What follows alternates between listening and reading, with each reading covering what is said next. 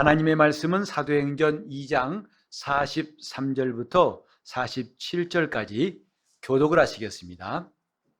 사람마다 두려워하는데 사도들로 인하여 기사와 표적이 많이 나타나니 믿는 사람이 다 함께 있어 모든 물건을 서로 통용하고 또 재산과 소유를 팔아 각 사람의 필요를 따라 나누어주고 날마다 마음을 같이하여 성전에 모이기를 힘쓰고 집에서 떡을 떼며 기쁨과 순전한 마음으로 음식을 먹고 하나님을 찬미하며 또 온 백성에게 칭송을 받으니 주께서 구원받는 사람을 날마다 더하게 하시니라.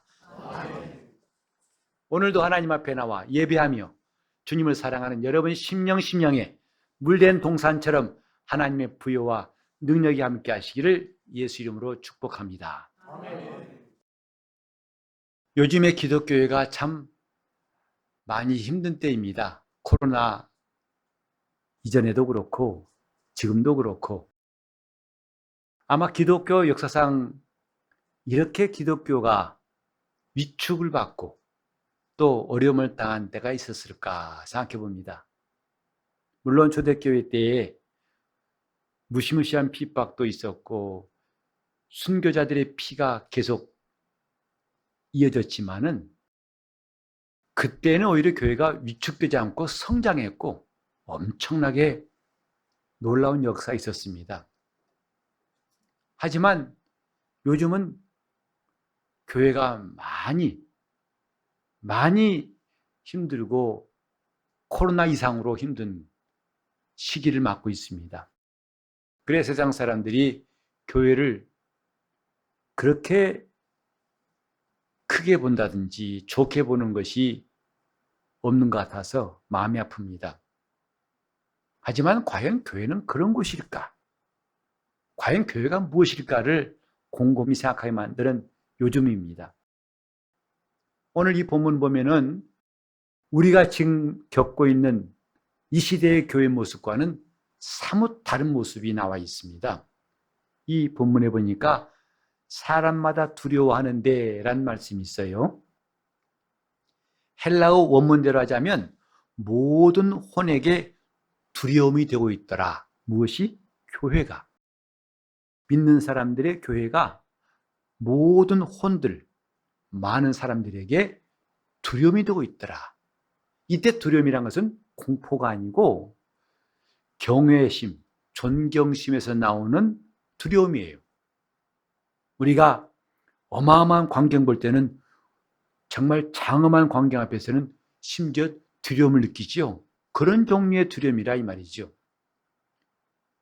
그래서 교회는 결코 무시를 당하고 조롱받는 그런 모임이 아니라 그들한테는 진짜 놀라운 대상이었습니다.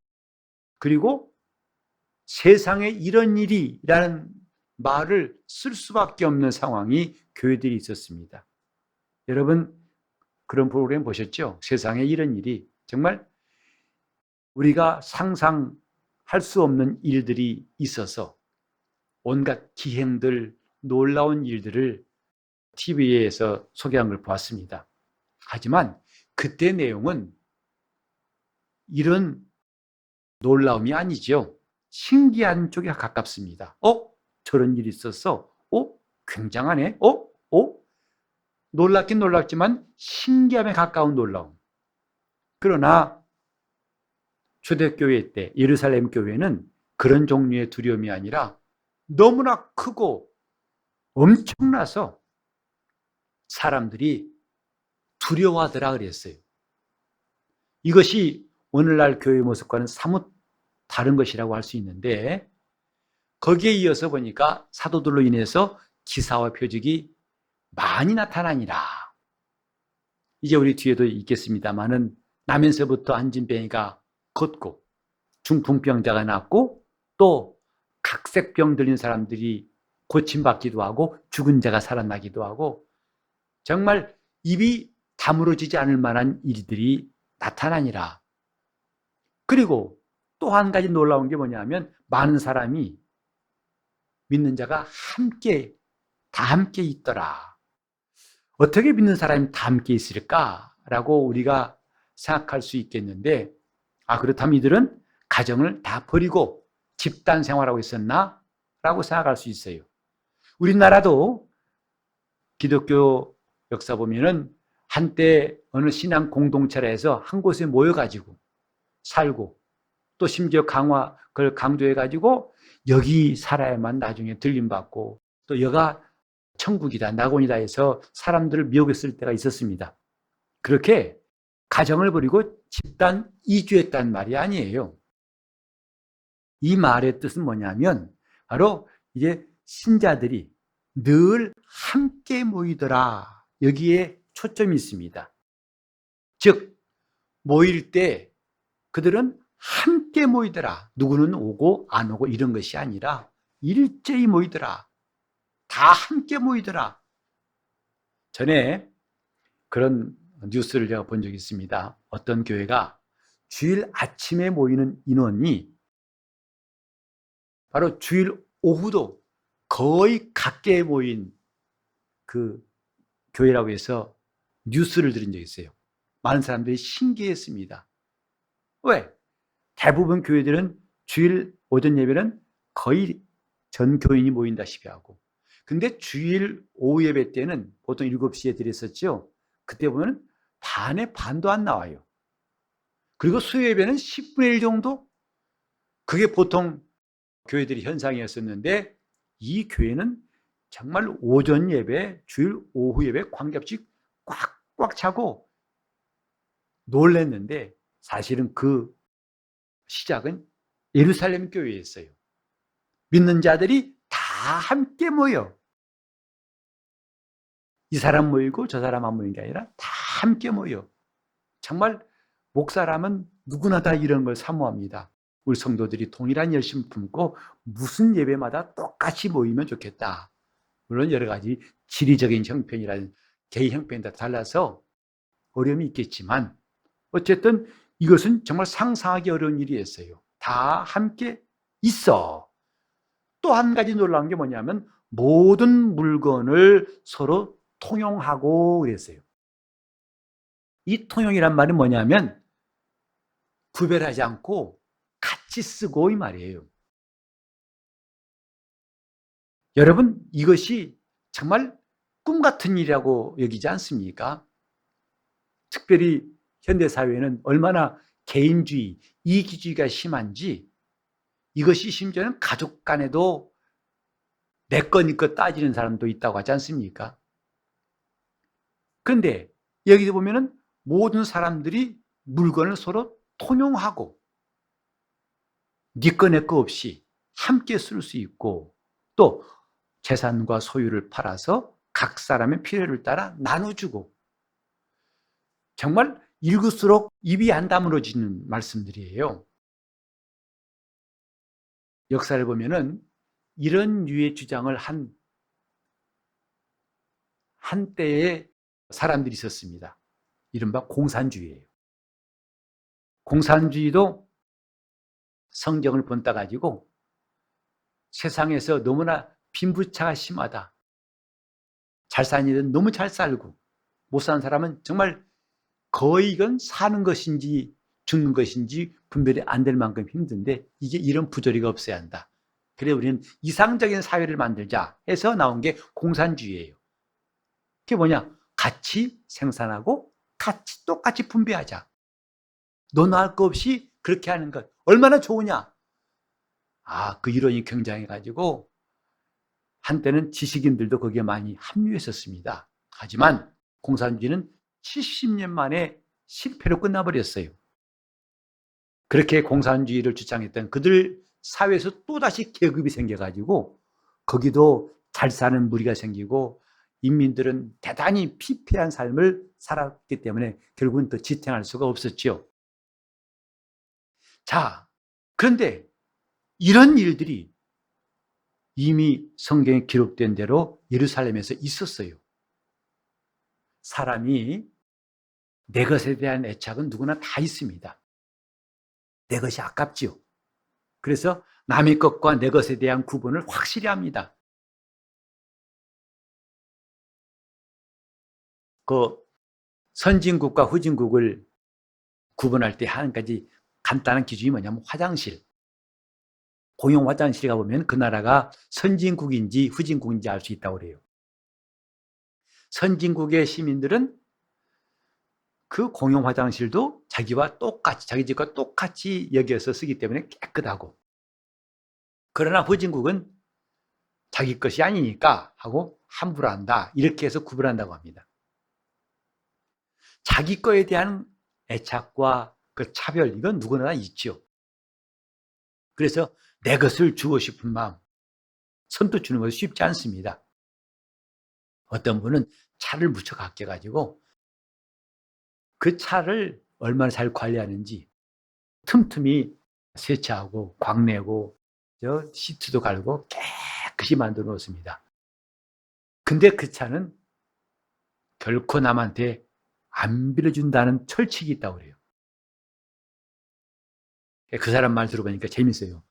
차와 마누라는 바꿔주는, 남에게 주는 게 아니야 그러더라고요.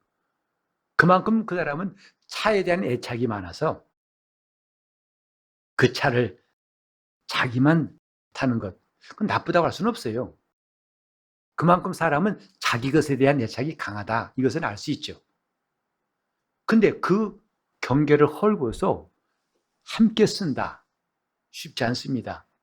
여러분, 손님이 왔을 때 자기 집을 함께 쓰는 거 다 여러분 편안하십니까? 뭔가 불편하고 얼른 갔으면 하는 마음 없으십니까? 그런데 성경에 놀라운 일이 있어요. 모든 물건을 서로 통용하고 그냥 같이 쓰고, 이 말이에요. 어찌 이런 일이 있을 수 있을까?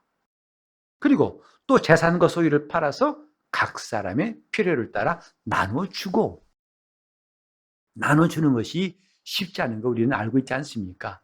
한두 번 선행은 할 수 있어요. 그러나 매번, 그것도 계속해서 더 많이 한다는 것은 정말 쉽지 않습니다. 우리 교회는 개척할 때부터 이제 교회를 돕자, 다른 교회를 돕자 하는 마음을 가졌기 때문에 개척교회이지만 개척교회들을 도왔습니다. 그 당시에 적지 않은 돈이었었는데 그것을 매달 보내면서 이제 그 교회를 위해 기도하고 했던 것, 그건 우리가 여유가 있었기 때문이 아니고, 그건 다만 주님께서 기뻐하신 일이라 여겼기 때문에 우리는 주는 교회가 됩시다 해가지고 그 일을 시작했던 것이죠. 내가 나눠주는 거 쉽지 않습니다. 하지만 우리는 성경의 놀라운 말씀을 기억할 수 있어요. 누가복음 6장 38절에 보면 주라, 그리하면 내게 줄 것이다. 누가 주시겠어요? 주님이 주시겠죠. 그때 내가 준 만큼 그에게 너에게 줄 것이 아니라 후히 되어 누르고 흔들어 넘치도록 내게 안겨줄 것이다. 너에게 내가 줄 때에는 후하게 주되 눌렀는데 또 그게 넘쳐버려요. 그만큼 흔들어 넘치도록 하여 내게 안겨줄 것이다. 성경에 보면 주께서 말씀하신 바 주는 자가 받는 자보다 복이다 하셨으니 라는 말씀이 있어요.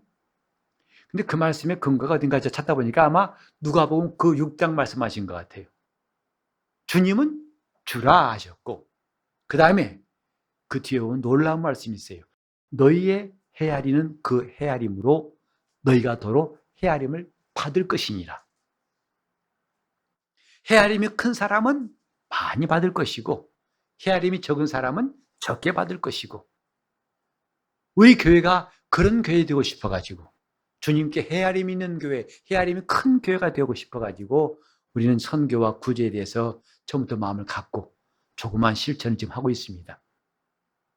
이렇게 우리가 주님 말씀을 보면은 일반 상식, 사람의 욕심에 비한다면 전혀 가능하지 않을 일들이 많이 있어요. 지금 본문은 다 그런 일의 연속이에요. 어떻게 각 사람 필요를 따라 내 것을 나눠줍니까? 그것도 한두 번이 아니고 계속해서 하고 있다 이 말이죠. 이뿐만 아닙니다. 날마다 마음을 같이하여 성전에 모이기를 힘쓰고, 이렇게 마음을 같이하여 함께 모이기를 힘쓰고, 우리가 지금 광고를 했습니다마는 이제 이렇게 연합 기도회가 있습니다. 함께 합시다. 이런 일이 쉽지 않다는 것. 그래서 참여하신 분들이 그리 많지 않은 것은 좀 아쉬움이 있어요. 지난 주간도 한 주간 동안 토요일까지 계속 연합 기도회에 여러 훌륭한 강사님들이 나와 말씀을 전하시고 기도하셨는데, 저는 가능하면 좀 이번 주에는 더 많은 성도들이 함께 했으면 좋겠어요. 이게 목사의 간절한 마음이에요. 왜 이런 은혜 받을 만한 교회 우리가 사양하겠는가? 근데 그때는 이런 광고하지 않아도 날마다 마음을 같이하여 성전에 모이기를 힘쓰고 집에서 떡을 떼며 기쁨과 순전한 마음으로 음식을 먹고, 그 다음에 보면은 하나님을 찬미하며 또 온 백성에게 칭송받더라. 그 당시에 기독교인들이 온 백성에게 칭송받더라. 그 역사적으로 당시의 총독이었던 플리니우스라는 사람이 로마 트라이안 황제에게 보낸 보고서에 나온 구절입니다. 초대교회 분위기를 잘 볼 수 있는데, 그 총독은 박해로 인해서 비밀리에 모이는 기독교 공동체를 은밀히 조사한 다음에 이런 보고를 했습니다. 그들은 법 이상을 실천한 사람들입니다 하는 보고였어요. 나무랄 것이 없다는 거죠. 범죄자같이 혐의를 두고 할 사람이 없다는 거죠. 그러니 온 백성에게 칭송을 받더라. 마지막에 주께서 구원받는 자 수를 날마다 더하게 하시니라. 더할 나위 없이 엄청나고 놀라운 일들만 줄줄이 이어 있는 것이 바로 오늘 본문이에요. 특별히 여기에 주께서 구원받은 사람을 날마다 더하게 하시니라. 우리는 보통 그럽니다. 주여 이 빈자리를 채워주시옵소서, 교회에 부흥을 주옵소서, 그리고 열심히 정말 기도합니다. 근데 사실은 주어가 주께서 더하시니라 한 말씀을 우리가 주목할 수 있어요. 교회 부흥은 우리가 만들어가는 게 아닙니다. 교회를 세우는 것도 주님이 세우신다고 했어요. 구원받는 자 수를 더하시는 것도 인간의 열심이 아니에요. 저는 전에 어떤 교회에서 전도대회라고 해가지고 저 경로당 가서 노인들을 우리 교회 오시면 이런 선물 드리고 뭐하니까 오세요 해가지고 한 차씩 해서 등록시켜가지고 그것이 교회 성장이라고 했던 것도 본 적이 있어요. 교회 부흥은 그렇게 인간적인 방법이나 수단으로 되는 것은 아니다라고 생각해요. 주님이 하신 일이 교회 부흥이에요. 교회 부흥은 주님이 주신다는 것. 주께서 수를 더하게 하시니라. 오늘 이 본문을 제가 읽으면서 참 감동받는 것은 하나하나가 사람이라면 할 수 없는 일의 연속 아닙니까? 어떻게 저 교회 밖의 사람들이 기독교회를 무시하지 않고 두려워합니까? 이게 사람이 할 수 있는 일입니까? 오늘날처럼 기독교회가 심하게 모욕을 당한 이 시대에 보면 가슴 아플 이 처지에 더더욱 이 말씀이 눈에 띄는 것 당연할지 몰라요. 이건 사람이 할 수 있는 일이 아니에요. 여기에 사람마다 두려워하고 기사와 표적이 일어나고 믿는 사람이 다 함께 있고 또 모든 물건을 서로 통용하고 필요를 따라 재산을 나눠주고 다 함께 마음을 같이하여 모이기를 힘쓰고 떡을 떼며 순전한 마음으로 음식을 먹고 하나님을 찬미하고 칭송을 받고 주님이 날마다 수를 더하게 하시니라. 야, 참 이게 교회구나. 교회는 그저 사람들이 모여서 복잡거리는 게 교회가 아니고, 어떤 분 그래요. 저는 교회 안 나갑니다. 인간 냄새 너무 나서 교회 안 나갑니다. 그러나 그게 교회 모습은 아니거든요. 오늘 이 성경 말씀인 이것이 교회 모습이에요. 그런데 이런 일이 어떻게 가능할까? 이것은 그 당시 사람들이 특별해서가 아니었어요. 초대교인들이 우리와 달라서가 아니라 성경은 마지막 절에 나와 있듯이 주께서 하시니라. 주께서 일하시니라. 그분이 일하시니까 세상의 교회를 무시하지 못하고 교회를 두려워합니다. 그분이 일하시니까 기사와 표적이 일어나서 놀라운 신유가 있고 이적이 나타납니다. 지금 모두가 다 사람들이 어떻게 자기 물건을 남과 나눠 씁니까? 이것이 상상하기 어렵지 않습니까? 어찌 가능할까요? 주께서 하신 것이다 이 말이죠. 주께서 일하시니까 먼저는 마음의 일치가 와요. 영적인 일치가 온다 이 말이죠. 인간으로서는 이루기 힘든 일치가 성령이 역사하시니까 일치가 옴으로써 이게 가능하다 이 말이죠. 우리는 사람들이 마음을 합한다는 게 쉽지 않다는 걸 잘 알고 있습니다. 심지어는 결혼한 부부들도 마음이 맞지 않아가지고 다툴 때가 많지요. 그래서 둘이 한 몸이라 하신 말씀을 애써서 정말 외면하고 싶을 때가 있을 거예요. 살아보니까 안 되거든요. 그렇죠. 성경은 둘이 노력하라 하지 않았어요. 그 노력으로는 안 된다는 거죠. 하나님이 하신다는 거예요. 사랑과 순종의 비밀을 드셔서 그들이 이렇게 순종할 때 주님이 함께 하신 가정은 둘이 한 몸이 된다 이 말씀이지, 그저 백년 가약을 맺었으니까 건물이 파뿌리 되도록 힘써라, 서로 싸우지 말아라, 그 말 노력하면 된다는 말이 아니에요. 마찬가지로 교회에서 일어나는 일들도 전부 다 사람들이 노력하니 되더라 이 말이 아니라 주께서 하시니라. 주님이 일하시니라. 그분이 일하시니까 영적으로 일치가 되고, 성령께서 하신 일이 뭐냐면 하나 되게 하심이라고 그랬죠. 오늘 교회가 하나가 안 되니까 다툼이 있는 거예요. 그러나 원래 교회는 성령께서 하나 되게 하심을 가진 모임이 주님의 교회예요.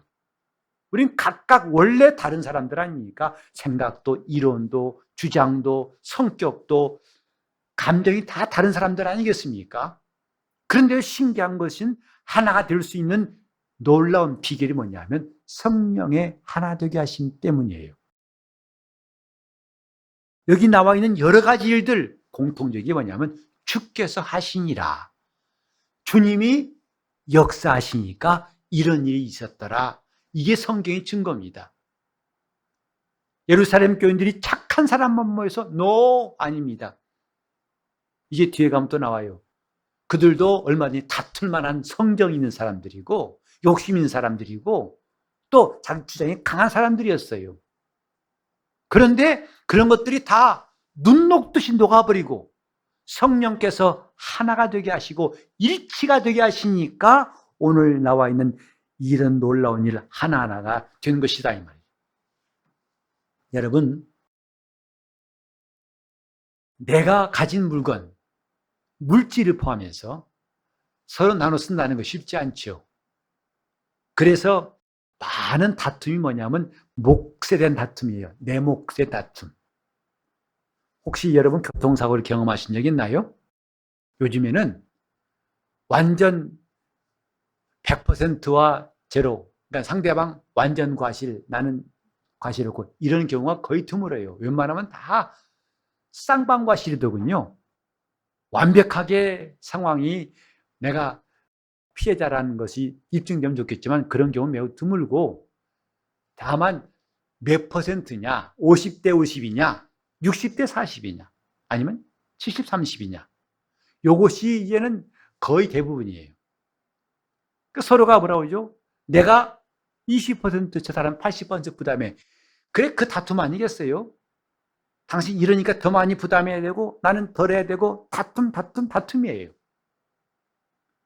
그만큼 내 것은 손해보기 싫은 것이 사람의 성정인데, 여기에 서로 다 통용할 수 있었던 것, 그것은 뭐냐면 하나님께서 일치된 마음을 주셨기 때문이다 이 말이에요. 그게 성령의 역사예요.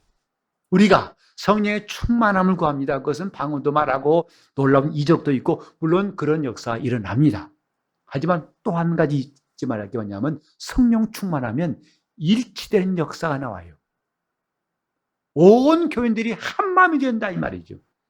원래 한마음 될 수 없는 사람들이 모이는데 한마음 되는 것이 세상에 어찌 이런 일이. 그게 교회예요. 이런 것, 서로 자기 물건을 통용할 수 있는 예가 가장 가까이 있는 게 바로 가정이더군요. 가정은 사실 니꺼 내꺼 가리는 사람 별로 없죠. 그래서 아버지가 벌어온 돈을 가지고 다 나눴습니다. 그때 너 왜 내 거 써? 하고 아버지가 자식에게 말하는 사람 없을 거예요. 아버지, 나 등록금 가져가. 여보, 나 생활비 가져가고 다 해도 내 것이 아니에요. 다 통용하더라. 그것이 지금도 가능한 것이 가정이에요. 왜? 가정이라는 사회가 혈연 관계로서 다 이어지고 나눌 수 없는 관계 아니겠어요? 그래서 자식에게 내가 번 돈을 쓰기에도 아깝지 않습니다. 한 가정이니 가능하지요. 하지만 이제 서로 다른 사람 모였을 때 이것이 가능할 수 있는 능력은 오직 성령의 역사뿐이에요. 성령이 역사하실 때만 가능하다 이 말이죠. 우리 교회가 술을 더하는 것, 자, 우리 차량 전도합시다. 이제 앞에 나가서 이제 더운 여름에 파라솔 해놓고 시원한 음료를 제공하면서 지나가는 사람 전도합시다. 물론 필요합니다. 그러나 근본적으로는 주님이 술을 더하게 하는 역사가 있을 때 교회는 진정한 부흥이 있어요. 왜? 교회를 세우신 이도 주님이시요. 교회를 성장케 하신 분도 주님이십니다. 우린 이것을 기억하는 시간이 되었으면 좋겠어요. 교회마다 분쟁이 있는 건 안타깝죠? 그러나 우린 싸우지 맙시다. 싸우지 말자고 절제시켜서 된 게 아니라 성령께서 일치된 마음 주실 때 가능하다는 것. 그리고 남의 물건을 서로 내 것처럼 씁시다. 계속 나눕시다. 이건 강제적으로 한 게 공산주의 아닙니까? 그런데 초대교회는 뭐냐면 자발적으로 했어요. 그 자발적으로 하게 만든 마음이 뭐냐면 성령께서 역사하신 것이다 이 말이죠. 그러고 보니까요, 교회에서 된 일은 성령이 하시지 않고는 단 한 가지도 될 수 없는 게 교회 일이더군요. 목회도 마찬가지입니다. 목사가 열정이 있어서 열정 필요하죠. 그러나 그것으로 목회한다고 목회를 할 수 있다고 할 수는 없습니다. 성령이 역사하실 때 다만 목사의 열정은 불쏘시개 같이 처음에 불을 댕기는 불쏘시개 같은 것이지 정말 절대로 필요한 것은 성령의 역사예요. 그러니까 주님이 일하시는 것. 이 43절부터 7절까지 짧은 구절이지만 이 나와 있는 내용은 하나하나가 다 우리 입을 쩍 벌리게 만들고 정말 이런 일이 가능하단 말이야 라고 할 수 있는 내용으로 계속되고 있습니다. 놀라게 만든 구절이다 이 말이죠. 공통점은 주께서 일하시니라. 주께서 일하시니라. 우리 개인의 경건 생활도 마찬가지예요. 우리는 다 새벽 기도하고 싶죠. 기도 많이 하고 싶죠. 그러나 주님이 일하시게 할 때, 주님이 일하실 때 우리는 나를 깨워주시고 기도하게 하신 거 우리는 다 알지 않습니까?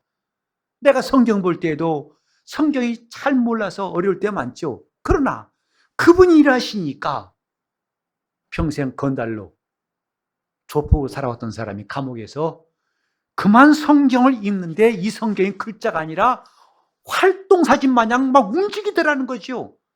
이 성경 속에 지옥이 보이더라는 거죠. 그러니까 안 믿고는 못 견디겠다고 그때 굴 때 불렀다는 거죠. 그래 그는 죽을 때 사형 집행할 때도 찬송하면서 떠났다는 글을 보았어요. 이게 뭡니까? 주가 일하시니라. 주가 일하시니라. 개인의 신앙생활뿐만 아니라 교회 전체도 이 성경의 증거에 의하면 주가 일하심으로 이런 일이 있었다라고 말했어요. 그래서 우리는 이 성경 보면서 우리 교회의 모습을 마음에 떠올려 봅니다. 주님이 일하시는 우리 교회의 모습. 지금 같이 예배하지만은 어떤 분은 이름을 모르는 분도 있을 거예요. 저분 많이 우리 교인 맞는데 혹시 길에서 만나면 좀 낯설을지 몰라요. 아는 체 해도 뭐하고 그냥 지나가기도 좀 뭐하고 그럴 때 있을지 몰라요. 뭐 서먹서먹하죠. 그러나 우리 주님이 일하실 때 우리는 다가가서 인사하고 또 그 이름을 기억하고 기도할 수 있고 서로 소통할 수 있고 그래서 서로 만날 때마다 반갑고 이런 마음은 내가 노력하는 것도 필요하겠지만은 절대적으로 주가 일하심이 필요한 것이다 이 말이죠. 주가 일하시니라. 성경은 바로 이걸 증거하고 있어요. 어떻게 사람이 모인 곳에 사람 냄새가 나지 않고 사람의 방법과 사람의 수단이 지배하지 않고 이런 일이 가능한가? 답은 주가 일하시니라. 주께서 역사하시니라. 그래서 우리는 그 역사하심을 사모한대요. 그럼 내가 가만히 있으면 그냥 돛담배가 바람에 밀려가듯이 가는 그런 것이냐? 그건 아니다 이 말이죠. 순종과 기도가 꼭 필요한 거예요. 왜냐하면 성령은 자기를 순종한 자에게 일하신 분이라고 성경에 말했고 또 기도할 때 성령이 임하시고 기도한 자들에게 주님의 권능으로 일하심을 성경은 밝히 말씀하고 있습니다. 따라서 우리가 해야 할 일은 지금 순종과 기도예요. 우리는 정말 잠깐이라도 우리는 하나의 그 숨소리 같이 할 수 있는 기도. 성령의 역사하여 주시옵소서. 성령이 역사하여 주시옵소서. 그냥 무의식중이라도 이런 기도가 필요합니다. 성령이 역사하여 주시옵소서. 성령이 역사하여 주옵소서. 성령이 역사, 왜? 주가 일하신 것이 얼마나 놀라운지를 우리는 보았고 믿는 사람들이기 때문에. 그래서 이 시간 기도하실 때 아주 3번 연속으로 성령이 역사하여 달라고 3번 한 다음에 통성으로 나를 성령이 역사하시오. 내가 순종하고 기도하겠사오니 나를 성령이 역사하시도록 통성으로 3번만 성령이 역사하시달라고 한 다음에 기도합시다. 하나님 아버지, 우리 교회가 살아있는 주님의 교회가 되게 하여 주시옵소서. 이는 주님이 살아계시고 역사하시는 분이시기에 그분을 순종하는 교회가 당연히 살아있는 교회가 될 줄 압니다. 초대교회에 있는 이 모습들이 전혀 사람들로선 상상할 수 없는 입이 다무르지 않는 모습들이지만 이제 우리 교회도 이런 일이 반드시 일어날 수 있도록 이 시간 우리가 마음을 합하여 기도하고 주님께 순종하게 도와주셔서 주님 일하시는 놀라운 역사 이제부터 시작되게 하여 주시옵소서. 어른부터 아이까지 성령이 역사하시는 교회가 되게 하여 주시옵소서. 성령이 일하시기를 사모하고 사모하되 성령이 역사해달라는 기도가 입에서 쉬지 않도록 도와주시고 도와주셔서 하나님의 놀라운 이적이 있고 치사가 있는 교회 될 수 있도록 도와주시옵시고 온 백성에게 칭찬받는 교회 될 수 있도록 우리 교회를 주님이 붙드시고 세워주시옵시고 이 일에 우리가 각각 다 쓰임받기 원하오니 주여 우리를 사용하여 주시고 붙들어 주시옵소서. 예수 이름 받들어 기도 올리옵나이다.